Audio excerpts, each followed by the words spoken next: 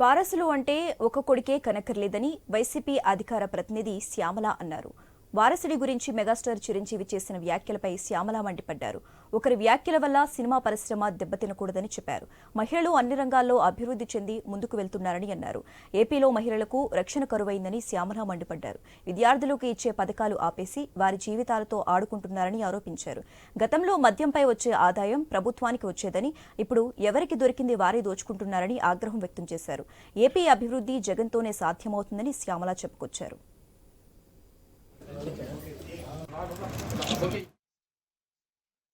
వారసుడు అంటే కొడుకే అవుతాడా, కూతురు అవదా? అది ఏమో మరి మెగాస్టార్ చిరంజీవి గారు ఏ ఉద్దేశంతో అన్నారో నాకు తెలియదు, కానీ వారసుడు అనేవాళ్ళు కొడుకులే అవ్వాలి అనేటువంటి ఒక ఆలోచన నుంచి అందరూ బయటకు వస్తే బాగుంటుంది. ఇంత మహిళలు ఇంత అభివృద్ధి చెందుతూ ఇంత ముందుకు నడుస్తున్న ఈ రోజుల్లో కూడా వాళ్ళ ఇంట్లో వాళ్ళ కోడలే ఉంది. ఉపాసన గారు ఎంత చక్కగా రన్ చేస్తున్నారండి. ఒక డైనమిక్ లేడీ, ఒక ఉమెన్. వాళ్ళ మదర్స్ కానీ వాళ్ళ సిస్టర్స్ కానీ వారసులు ఖచ్చితంగా ఎవరన్నా అవ్వచ్చు, అది కొడుకే అవ్వాల్సిన అవసరం లేదు అనేది నా అభిప్రాయం. మరి ఆయన ఏ ఉద్దేశంతో అన్నారో మనకు తెలియదు కదా. వారసుడు అంటే కొడుకే అవుతాడా, కూతురు అవదా?